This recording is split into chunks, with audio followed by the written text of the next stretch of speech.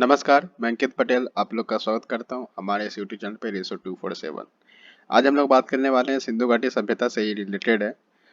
हम लोग बात करेंगे साक्ष्य की।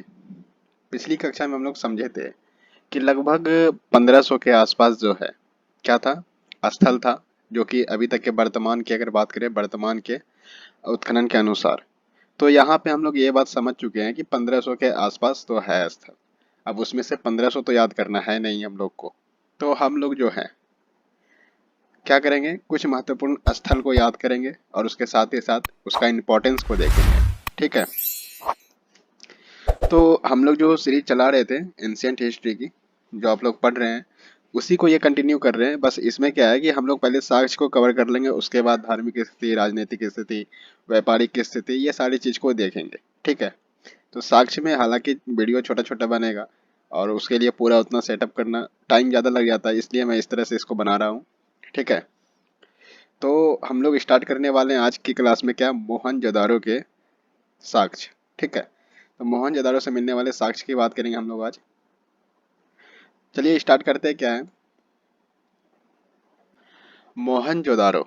मोहनजोदाड़ो में क्या कहा जा रहा है कि इसका बहुत ही मतलब अलग नाम भी है। जैसे कि हम लोग बात करते हैं मोहनजोदाड़ो नाम से तो जानते हैं, चलो ठीक है। इसका और भी कई नाम है, जैसे कि मृतकों का टीला बोलते हैं, प्रेतों का टीला बोलते हैं। ठीक है, उसके बाद बोले तो स्तूप टीला भी बोलते हैं। ठीक है, तो इस तरह की कई सारी चीजें इसे कहा जाता है। ठीक है, आप लोग देख सकते हैं इसके अन्य नाम क्या है, प्रेतों का टीला भी है और उसके बाद मृतकों का भी टीला है। ठीक है, तो इसे ध्यान में रखना है। और उसके साथ ही साथ देखें तो खोजकर्ता, खोजकर्ता का नाम क्या है, तो राखल दास बनर्जी। कहाँ पे ये स्थित है, अगर बात करते हैं इसकी क्षेत्र की, तो कहाँ पे है, तो पाकिस्तान के क्षेत्र में, पंजाब प्रांत में। उसके बाद उसके अंदर भी आते तो लड़काना जिला। और नदी की बात कर ले तो सिंधु नदी के पास यह है। ठीक है, तो ये बातें कही जाती है। इसका अन्य नाम हम लोग क्या क्या देख लिए, मृतकों का टीला बोल लिए, प्रेतों का टीला बोल लिए और स्तूप टीला भी बोल लिए, और साथ ही साथ देखे तो सिंधु सभ्यता का बगीचा भी कहते हैं इसे। ठीक है, मोहनजोदाड़ो को। साथ ही साथ और देखिए क्या है, तो देख सकते हैं आप लोग, सिंधु सभ्यता का बगीचा और स्तूप टीला की बात कही गई, अभी जस्ट मैंने बोला। फिर उसके बाद क्या आता है, हम लोग देख सकते हैं मलेरिया का साक्ष्य। मलेरिया जो बीमारी है, इसका साक्ष्य मिला है मोहनजोदाड़ो से। उसी के बाद देखें तो सर्वाधिक बाढ़ की बात कर ले, कहाँ पे है, तो मोहनजोदाड़ो में। फिर उसके बाद सर्वाधिक जनसंख्या की बात कर ले, तो ये भी मोहनजोदाड़ो में। उसके बाद अगर बात करते हैं तो प्रजाति की बात करते हैं, तो प्रजाति में हम लोग देखेंगे कि भूमध्य प्रजाति जो होते हैं, तो वो सर्वाधिक लोग यहाँ पे पाए जाते थे। समझ रहे हैं, भूमध्य प्रजाति का सर्वाधिक लोग यहाँ पे पाए जाते थे।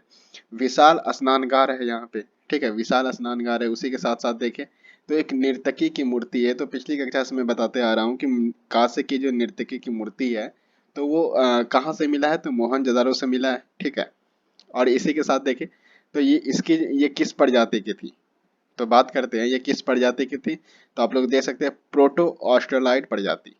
ठीक है, तो ये आप लोग याद रख सकते हैं कि ये जो मूर्ति है किस प्रजाति की है, तो यहाँ पे ये रहा, नाम है प्रोटो ऑस्ट्रेलाइड प्रजाति। ठीक है, इसी के साथ आगे देखते हैं क्या है मोहनजोदाड़ो से जुड़ी बातें। तो पशुपति महादेव की मोहर, पशुपति महादेव की मोहर कहाँ से प्राप्त हुई है, तो मोहनजोदाड़ो से हुई है। फिर उसके बाद देखते हैं कि पक्की सड़क का एकमात्र साक्ष्य कहाँ से मिलता है, मोहनजोदाड़ो से मिलता है। फिर उसी के बाद देखें बड़ी इमारत की संरचना, अन्नागार। अन्नागार जिसे हम लोग क्या बोलते हैं कि फूड स्टोरेज के लिए इसे काम में लाया करते थे।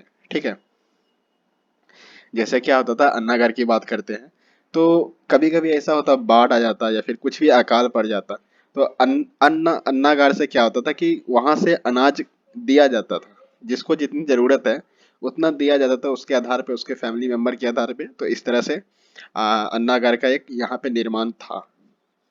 आगे बात करते हैं क्या है, चिमनी की साक्ष्य। चिमनी के साक्ष्य कहाँ से मिलते हैं, तो मोहनजोदाड़ो से। ये सारा क्वेश्चन बन सकता है आराम से, इसलिए इसे अच्छे से याद रखिए, इसीलिए इसे अलग पैटर्न पे बना रहे हैं जानबूझ के कि एक छोटा सा वीडियो बनेगा, जैसे मोहनजोदाड़ो का याद करना है, मोहनजोदाड़ो का निकालें, देख लिए, खत्म कहानी। ठीक है, ज्यादा टेंशन नहीं लेना है, आराम से पढ़ते चले जाना है। अब यहाँ पे एक बात करते हैं, घोड़े के दांत का अवशेष जो है, घोड़े के दांत का अवशेष कहाँ से मिला है, तो मोहनजोदाड़ो से मिला है। उसी के बाद और देखें तो क्या देख सकते हैं कि सर्वाधिक मोहरे की प्राप्ति, सर्वाधिक मोहर जो है वो कहाँ से प्राप्त हुआ है, तो मोहनजोदारो से हुआ है। उसी के बाद देखें कि मोहर कैसा होता था, वर्गाकार चौकोर, बताए थे ना पिछली क्लास में, चौकोर होता है। और उसके बाद बात करते हैं बेलनकार कहाँ का होता है, तो मेसोपोटामिया। ईरान की बात करते हैं तो कहाँ कैसा होता है, तो वहाँ गोलाकार होता है, ठीक है। तो ये आकार है, यहाँ देख सकते हैं कि यहाँ पे कैसा था, तो वर्गाकार था। किसका बना हुआ था, सेल खड़ी से बना होता था। आगे देखते हैं, 10 मीटर चौड़ा राजपथ का साक्ष्य कहाँ से मिलता है, तो मोहनजोदारो से मिलता है। एक दाढ़ी वाले साधु, पत्थर की मूर्ति है, एक दाढ़ी वाले साधु की पत्थर की मूर्ति कहाँ से मिलता है, तो मोहनजोदारो से मिलता है। इसी के साथ देखें, सूती वस्त्र का साक्ष्य, सूती वस्त्र का साक्ष्य मिलता है। उसी के साथ देखें तो कपास का ज्ञान था, कपास का ज्ञान था और सूती वस्त्र के साक्ष्य भी मिले हैं। यहीं पे और देखें तो ये सारी चीज जो मिल रही है कहाँ से है, मोहनजोदारो से है, ठीक है। और देख सकते हैं क्या क्या है, तो हड़प्पा के साथ, सॉरी, इसे ऐसे याद करते हैं कि मोहनजोदारो और हड़प्पा, ठीक है, ये दोनों स्थल जो है, इन दोनों को जुड़वां राजधानी कहा जाता है, ठीक है।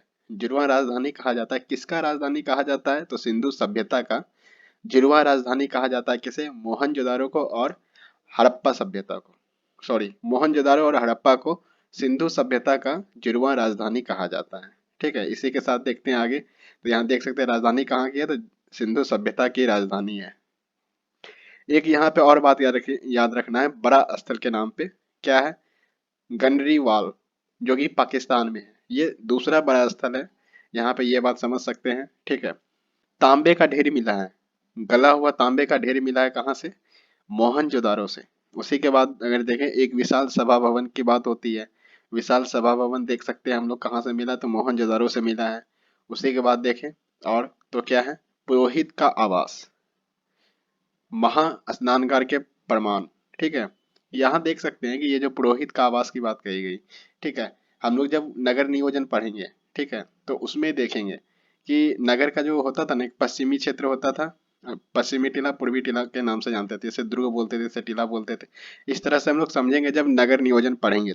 तो उसमें देखिएगा इधर इधर वाले क्षेत्र में जो है थोड़ा ऊंचा होता था ये क्षेत्र, और यहाँ पे पुरोहित लोग रहते थे, बड़े वर्ग के क्षेत्र के लोग रहते थे, ठीक है। और यहाँ देख सकते हैं तो छोटे लोग, मतलब इन क्षेत्र के लोग रहते थे, ठीक है। तो ये नगर नियोजन की बात करेंगे हम लोग, अभी नहीं। यहाँ देख सकते हैं क्या है, महा स्नानगार के प्रमाण, ठीक है। महा स्नानगार के प्रमाण कहाँ से मिले हैं, तो मोहनजोदारो से मिले हैं। इसके बाद देख सकते हैं जॉन मार्शल, जॉन मार्शल ने इस महान स्नानगार की बात करें, विशाल स्नानगार की बात करें, तो इसे क्या बताया कि विश्व का एक बड़ा आश्चर्य की तरह देखा गया है इसे, कि ये बहुत ही अचंभा टाइप से है, ठीक है। देख सकते हैं क्या लिखा हुआ है, जॉन मार्शल ने विशाल स्नानगार को तत्कालीन विश्व का बड़ा आश्चर्य माना है। तो यहाँ पे आप देख सकते हैं, इसे नाम याद रख सकते हैं। क्वेश्चन बन सकता है किस तरह से, कि विश्व का बड़ा आश्चर्य माना गया स्नानगार किसके द्वारा सिद्ध होता है। तो दो तीन नाम दे दिया जाएगा, उसमें से एक जॉन मार्शल रहेगा, तो आप टिक कर सकते हैं, ठीक है। और यहाँ एक देख सकते हैं कि घरों में क्या था, कुएं एवं स्नानगार, प्रत्येक घरों में कुएं एवं स्नानगार की साक्ष्य मिली है। तो ये सारी बातें मोहनजोदारो से जुड़ी हुई थी। आई होप आप लोग को ये सारी बातें क्लियर हुई होगी। हम लोग यहाँ पे जो भी बात किए इस वीडियो में, ये जो मैप आप देख रहे हैं, माइंड मैप, इसी से सारा का सारा पॉइंट लिया गया है, मतलब ये खुद मैंने ही बनाया है। और ये सारा पॉइंट यहाँ पे एकत्र कर दिया गया है, एक जगह कर दिया गया है, ताकि आप लोग को बस एक पेज उठाना है, ठीक है, और उसमें से आपको याद करते हुए चले जाना है।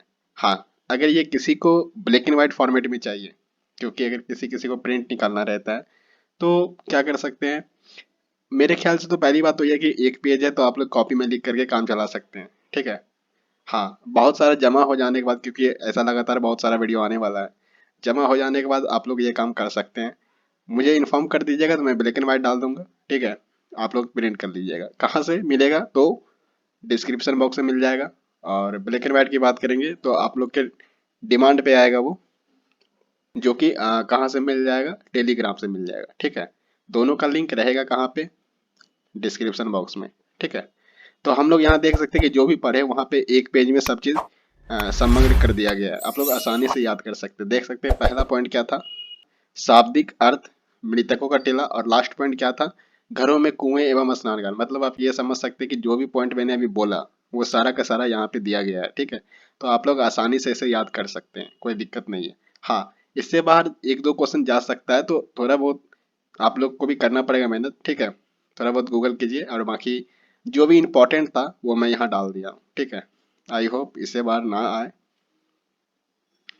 और जो भी बातें होंगी तो क्लास कंटिन्यू करते हुए तो हम लोग तो डिस्कस करेंगे ही बहुत सारी बातें। मैंने कहा भी है कि आवाज को सुनते हुए या फिर मेरी बात को सुनते हुए आप लोग अपनी नोट कॉपी में कुछ भी नया मिल जाता है तो उसे नोट कर ले, ठीक है। तो ठीक है, हम लोग मिलते हैं फिर नेक्स्ट वीडियो में इसी तरह के कुछ अलग स्थल के साथ। तब तक के लिए नमस्कार।